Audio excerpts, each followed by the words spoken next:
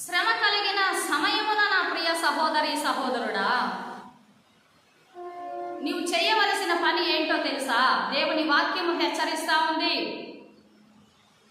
నీకు శ్రమ కలిగింది, అయితే నీవు దేవుని వాక్యము మీద ఆధారపడి దేవుని వాక్యం సెలవిచ్చిన రీతిగా నీవు చేస్తే తప్పక నీ యొక్క శ్రమ నుండి దేవుడు నిన్ను విడిపిస్తాడు. యాకోబు రాసిన పత్రిక 5వ అధ్యాయము 13వ వచనములు మనం చూస్తే, మీలో ఎవనికైనాను శ్రమ సంభవించెనా అతడు ప్రార్థన చేయవలెను. ప్రార్థన అంటే దేవునికి చెప్పుకోవడం, మన శ్రమను మన సమస్యను దేవునికి చెప్పుకోవడం. ఈ రోజున దేవుని వాక్యానికి విరోధముగా ఏం చేస్తున్నారంటే కొంతమంది మనుషులకు చెప్పుకుంటున్నారు. వారి యొక్క శ్రమ, వారి యొక్క బాధలు మనుషులతో పంచుకుంటున్నారు. తెలిసిన వారితో, స్నేహితులతో, బంధువులతో, మిత్రులతో, ఇంటి వారితో వారి శ్రమను పంచుకుంటున్నాడు. నీ శ్రమ దేవునికి పంచుకోమని వాక్యం సెలవిస్తా ఉంది. నీ కొరకు ప్రార్థన చేసే దైవజనుడికి చెప్పు, దేవునికి చెప్పు.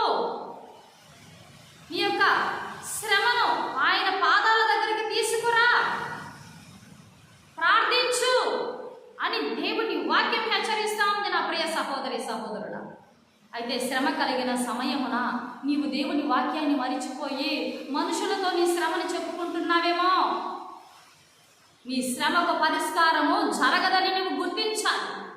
మనుషుల వలన నీకు కలిగిన శ్రమకు పరిష్కారము జరగదు, కానీ దేవుడే నీ శ్రమలో నీకు సహాయం చేస్తాడు. నీకు కలిగిన శ్రమ నుండి దేవుడు నిన్ను విడిపిస్తాడు. నీ శ్రమకు పరిష్కారము చేయగలిగిన శక్తి గల దేవుడు ఆయన ఒక్కడే, ఆయనే క్రీస్తు. నా ప్రియ సహోదరి సహోదరుడా, దావీదు భక్తుడుగా ఈ విధంగా అంటున్నాడు. 18వ కీర్తన 6వ వచనములో, 18వ కీర్తన 6వ వచనములో దావీదు గారు ఏమంటున్నారంటే, నా శ్రమలో నేను యెహోవాకు మొరపెట్టి తిని నా దేవునికి ప్రార్థన చేసి తిని. అంటే ఆయనకు కలిగినటువంటి శ్రమ దేవునికి చెప్తున్నాడు, దేవుని పాదాల దగ్గర పెట్టి ప్రార్థిస్తున్నాడు. దేవా, నాకు ఈ శ్రమ కలిగింది, ఈ శ్రమలో నన్ను నువ్వు విడిపించు, నన్ను బలపరచు. ఒకవేళ నీ శ్రమ మనుషులకు చెప్పుకుంటే వాళ్ళు నిన్ను బలహీనపరుస్తారేమో, నిన్ను అవమానపరుస్తారేమో, నిన్ను హేళనగా చూస్తారేమో, నిన్ను ఆత్మీయ జీవితంలో పడగొట్టే మాటలు మాట్లాడతారేమో. అయ్యో, నువ్వు ప్రభువుని నమ్మావు కదా, నువ్వు దేవుని మందిరానికి వెళ్తున్నావు కదా, నీకు ఎందుకు ఇన్ని శ్రమలు అని నిన్ను ఆత్మీయ జీవితంలో నిరుత్సాహపరుస్తారేమో. జాగ్రత్త నా ప్రియ సహోదరి సహోదరుడా, నీవు అపవాదికి అవకాశం ఇవ్వద్దు.